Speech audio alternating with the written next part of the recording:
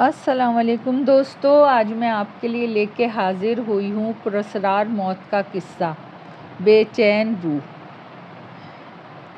یہ دسمبر 1957 کی بات ہے۔ میں اسلام آباد سیر و تفریح کے لیے گئی ہوئی تھی۔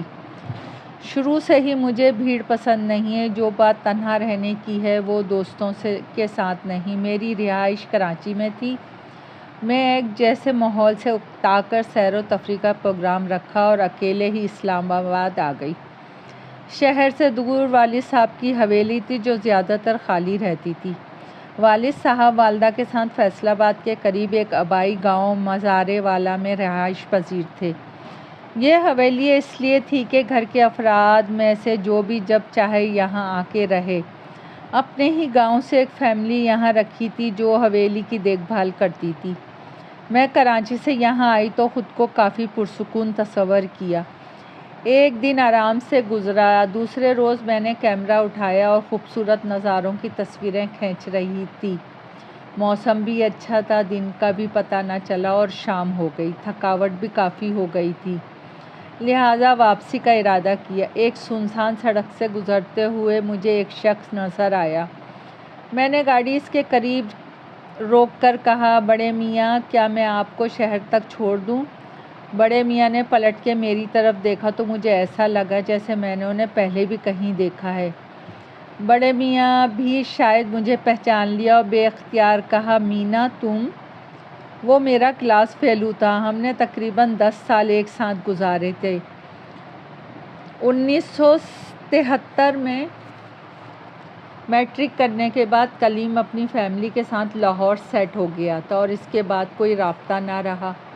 اتنے سالوں بعد کلیم کو دیکھ کے بڑی حیرت ہوئی۔ کلیم کے ساتھ کے تمام لڑکے جوان اور زندگی سے بھرپور مسکراہٹوں کے ساتھ جی رہے تھے اور کلیم ایک دم 50 برس کا محسوس ہو رہا تھا۔ اسکول میں تمام بچے کلیم کو دیکھ کر اش اش کرتے تھے۔ لمبا قد، صحت مند جسم اور شرارتوں سے بھرپور۔ میری اور کلیم کی دوستی بہت گہری تھی۔ دونوں ساتھ ساتھ رہتے تھے، کندھے تک بال اور آپس میں الجھے ہوئے۔ ایسا لگتا تھا کہ برسوں سے ان میں کنگھی نہ کی گئی ہو۔ جوانی کی مستانہ چال کی بجائے اب اس کی چال ایک نڈھال اور زخم خوردہ انسان جیسی تھی۔ اس نے میرے چہرے سے میرے جذبات کو پڑھ لیا اور ایک غمگین مسکراہٹ کے ساتھ کہا، کیا تم مجھے شہر تک نہ چھوڑو گی؟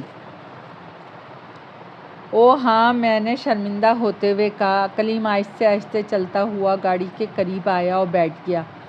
میں نے گاڑی سٹارٹ کی اور خود پہ کنٹرول کر کے کہا، آپ کیسے ہیں؟ ہاں ہاں، کلیم نے زور سے قہقہ لگایا اور کہا، مانا ہم کافی عرصے بعد مل رہے ہیں، مگر مجھے معلوم نہ تھا کہ تم میری عزت بھی کر سکتی ہو۔ ابھی چپ رہو، سیدھے تیرے گھر چلو، وہاں بات ہوگی۔ گھر پہنچ کے میں نے کلیم سے کہا، پہلے تم جا کے فریش ہو جاؤ، پھر کھانا کھاتے ہیں۔ کچھ دیر بعد ہم کھانا کھا رہے تھے۔ میں نے کئی بار سوچا کہ کلیم سے پوچھوں کہ اس کا یہ حال کیسے ہوا، مگر ہمت نہ ہو۔ کچھ دیر بعد ہم سٹنگ روم میں آ گئے۔ چائے کے دوران کلیم نے خود ہی بات شروع کی، آج تم ملی ہو تو دل چاہتا ہے جو کچھ میرے دل میں ہے کہہ دوں۔ تم بھی شاید جاننا چاہ رہی ہو مگر ہمت نہیں کر پا رہی ہو۔ ظاہر ہے تمہاری بدلی صورت دیکھ کے پریشانی تو ہو گئی ہے۔ زندگی نے مجھے بہت پامال کیا ہے۔ قسمت نے مجھے زندگی کی مسرتوں سے بہت دور لا پھینکا ہے، اس نے مجھے بتایا۔ میٹرک کے بعد میں لاہور سیٹ ہو گیا تھا۔ وہاں میں نے کالج میں ایڈمیشن لے لیا تھا۔ کالج میں 1 سال تو گزر گیا، کچھ دوست بنے۔ دوسرے سال کالج میں نئے ایڈمیشن ہوئے۔ ان میں ایک لڑکی آئی جو مجھے اچھی لگی۔ اس سے دوستی بڑھائی اور وقت گزارنے کے ساتھ ساتھ اس سے مجھے محبت ہو گئی۔ لڑکی کے والدین فوت ہو چکے تھے۔ لڑکی اپنی دادی کے ہاں رہتی تھی۔ دادی کی خواہش تھی کہ پوتی کا فرض جلد از جلد ادا کر دے، لہٰذا اس سے شادی کرنے میں کوئی مشکل پیش نہ آئی۔ شادی کے بعد ہم دونوں نے کالج کو خیر و آباد کہہ دیا اور مزے سے دن گزرنے لگے۔ بیوی کا نام ماہنور تھا۔ وہ واقعی اپنے نام کی طرح خوبصورت تھی۔ اس نے اپنی خوبصورتی سے، اچھے رویے سے میرا دل مول لیا۔ ہم دونوں لاہور سے دور دریائے راوی سے 3 میل شمال میں قصبہ راوی پور میں ایک پرانے قلعے نما مکان میں زندگی گزارنے لگے۔ یہ جگہ مہنور کے پرکھوں کی تھی اور مہنور کو ورثے میں ملی تھی۔ ہم دونوں دنیا کی پریشانیوں سے دور یہاں سکھ چین کی زندگی گزار رہے تھے۔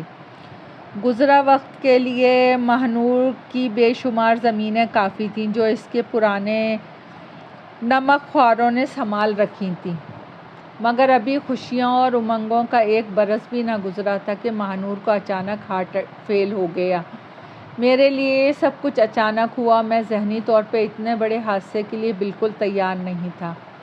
مہنور کی بے وقت موت سے مجھے گہرا صدمہ ہوا۔ میں مہنور کی تجہیز و تکفین کے بعد اس گھر کو تالا لگا کے شہر واپس آ گیا۔ خاموشی، تنہائی، دکھ، مہنور کی بے وقت موت کے صدمے نے مجھے اندر ہی اندر کھا لیا تھا۔ میں ایک کھوکھلے درخت کی مانند ہو گیا تھا جو زمانے کی ہوا کا زیادہ دیر تک مقابلہ نہیں کر سکتا۔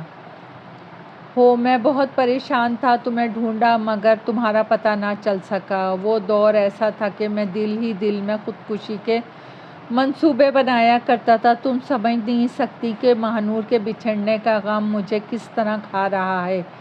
یہی وجہ ہے کہ میں بوڑھا ہو گیا ہوں۔ پھر وہ مجھے مخاطب کر کے بولا، جی اب چونکہ تم مجھے مل گئی ہو اس لیے میں تم سے درخواست کروں گا کہ میرا نہایت ضروری کام کر دو۔ اس میں درخواست کی کیا بات ہے، تم بتاؤ، میں تمہارا کام ضرور کروں گی۔ میں نے بغیر سوچے سمجھے کہا۔ کلیم نے مجھے گھورتے ہوئے کہا، تمہیں میرے پرانے گھر جانا ہوگا۔ کیا؟ میں نے تقریباً چیختے ہوئے کہا، ہاں، اس کام کے لیے میں نے تمہارا انتخاب بڑی سوچ سمجھ کے کیا ہے۔ میں نے تمہاری ایک کتاب پڑھی تھی جس میں تم نے مختلف پرانی عمارتوں، پرانی قبروں پہ تحقیق کی تھی۔ اس سے اندازہ ہوتا ہے کہ تم ایک نڈر لڑکی ہو۔ میرا پرانا گھر مہنور کے پرکھوں کا ہے۔ عام آدمی وہاں جاتے ہوئے ڈرے گا کیونکہ وہ 10-11 برس سے بند پڑا ہے۔ کیا تم یہ کام کر سکو گی؟ میں نے گہری سانس لے کر کہا، مجھے کام کیا کرنا ہے؟ کلیم نے کہا، تم میرے گھر جاؤ، وہاں میری الماری کی سیف میں چند ضروری خطوط پڑے ہیں۔ یہ خطوط 3 پیکٹوں میں بند ہیں جن کی نشانیاں میں تمہیں بتا دوں گا۔ ان خطوط کی مجھے اشد ضرورت ہے۔ میں تمہیں گھر کی چابی دے دوں گا اور الماری کی بھی، جسے میں نے اپنے ہاتھوں سے مقفل کیا تھا۔ اس کے علاوہ وہاں کے چوکیدار کے نام ایک خط بھی لکھ دوں گا جس کے پڑھنے کے بعد وہ تمہیں اس گھر میں جانے سے نہیں روکے گا۔ کلیم کی بات ختم ہوئی تو میں نے کہا، ایک بات تو بتاؤ۔ وہ کیا؟ کلیم نے پوچھا، پھر مسکراتے ہوئے میرے کہنے سے پہلے ہی کہا، تم یہ کہنا چاہتی ہو کہ یہ کام میں خود کیوں نہیں کر لیتا؟ ہاں، میں نے بے ساختہ کہا۔ کلیم نے غمگین لہجے میں کہا، مجھے مہنور سے بے حد محبت تھی۔ مہنور کی موت کے بعد میں نے قسم کھائی کہ میں جیتے جی اس گھر میں قدم نہ رکھوں گا جس گھر نے مجھ سے میری مہنور کو چھین لیا۔ جب بھی میں نے سوچا وہ خطوط حاصل کروں، مجھے وہ ناقابل فراموش لمحات یاد آ جاتے ہوں، میرا دل ڈوبنے لگتا ہے۔ میں نے اسی وقت حامی بھر لی کیونکہ میرا مقصد تفریح تھا۔ کلیم نے صبح آنے کا کہا اور رخصت کے لیے اجازت چاہی۔ میں نے ڈرائیور سے کہا کہ کلیم کو چھوڑ آؤ۔ دوسرے روز صبح 7 بجے مجھے ملازمہ نے جگایا، جی وہ کلیم صاحب آئے ہیں، نیچے بیٹھے ہیں۔ ہم نے انہیں بتایا کہ بیوی سو رہی ہیں مگر انہوں نے کہا جا کے جگا دو۔ میں نے گہرا سانس لے کر کہا، نہیں، چائے دو، میں آتی ہوں۔ ملازمہ کے جانے کے بعد پھر سو گئی۔ تقریباً آدھے گھنٹے بعد آنکھ کھلی، خیال آیا کلیم غصہ ہو رہا ہوگا۔ کچھ دیر بعد میں کلیم کے ساتھ چائے پی رہی تھی۔ کلیم نے مجھے کچھ چابیاں دیں، ایک خط بھی دیا اور کہا، یہ خط چوکیدار کو دے دینا۔ پھر کہا، تم کب تک واپس آ جاؤ گی؟ میں نے کہا، میں بائی روڈ جاؤں گی، 2 دن تو آنے جانے کے لگا لو اور 1 دن آدھا دن وہاں رہوں گی۔ تم ایسا کرو، آج ہفتہ ہے، بدھ کو آ جاؤ یا پہلے فون کر کے معلوم کر لینا میں نے ہوں یا نہیں۔ میں تمہیں یہاں کا نمبر دے دیتی ہوں۔ کلیم کو میری بات سمجھ میں آ گئی اور کہا، اچھا میں چلتا ہوں، لیکن سنو تو۔ میں نے اسے روکا، اتنی جلدی بھی کیا ہے؟ اور ہاں، تم نے باقی گھر والوں کے بارے میں تو کچھ بتایا ہی نہیں۔ وہ سب ٹھیک ہے، باقی باتیں میں آ کے کروں گا، اب اجازت دو۔ میں کافی دیر تک اس کے بارے میں سوچتی رہی، کیا لڑکا تھا اور کیا ہو گیا ہے۔ انہی خیالات میں تھی کہ ملازمہ نے آ کے بتایا آپ کا فون ہے۔ میں نے فون ریسیو کیا، پھر ایک بیگ لے کر 2-3 دن کے کپڑے اور دوسری چیزیں رکھیں، اپنا کیمرہ خاص احتیاط سے رکھا اور دوربین، ٹارچ اور اسی قسم کی اور بھی چیزیں رکھیں جن کی ضرورت مجھے پڑ سکتی تھی۔ تمام تیاریوں کے بعد میں راوی پور روانہ ہو گئی، جہاں کلیم کا پرانا گھر تھا۔ گھر سے نکلتے نکلتے مجھے 12-1 بج گئے تھے۔ موسم نہایت خوشگوار تھا، آسمان پہ بادل تھے جس کی وجہ سے سردی اور بھی زیادہ محسوس ہو رہی تھی۔ پیٹرول پمپ پر جا کے میں نے گاڑی کی ٹنکی کو فل کروایا اور پھر روانہ ہو گئی۔ ٹنکی ٹینا ثانی کی غزل مدھر سروں میں میرے ذہن کو سرور بخش رہی تھی۔ میں خوبصورت نظاروں سے دل بہلاتی چلی جا رہی تھی۔ راستے میں کھیت اور سبزے دیکھ کے بہت اچھا لگ رہا تھا۔ 4 بجے لاہور پہنچی اور 1-2 لوگوں سے راوی پور کا پتہ معلوم کر کے راوی پور کے لیے روانہ ہوئی۔ انجانے راستوں پہ کافی دیر تک بھٹکتی پھری، آخرکار محنت رنگ لائی اور دور سے ایک بورڈ نظر آیا۔ قریب پہنچنے پہ دیکھا تو لکھا تھا راوی پور 2 میل۔ پڑھ کے دل کو تسلی ہوئی۔ پھر میں نے اپنی گاڑی ایک سنسان راستے پہ ڈال دی۔ سردیوں کی وجہ سے سورج بھی جلدی غروب ہو جاتا ہے، ہلکا ہلکا اندھیرا پھیل چکا تھا۔ میری کوشش تھی کہ جلد از جلد راوی پور پہنچ جاؤں۔ 6-6:30 بجے میں راوی پور پہنچی۔ یہ ایک چھوٹا سا گاؤں تھا۔ اندھیرا ہونے کی وجہ سے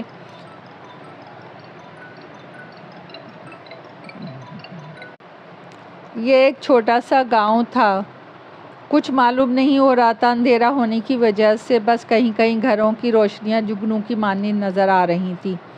گاؤں چھوٹا تھا۔ ایک شخص سے میں نے معلوم کیا کہ سرور شیر علی کا قلعہ کہاں ہے۔ اس شخص نے مجھے گھور کر دیکھا اور ایک طرف اشارہ کر کے کہا آگے سے دائیں طرف مڑ جانا، یہی کچی سڑک ہے جہاں سے پکی سڑک کے آثار نمایاں ہوں گے۔ اسی راستے پہ قلعہ دور ہی سے نظر آ جائے گا۔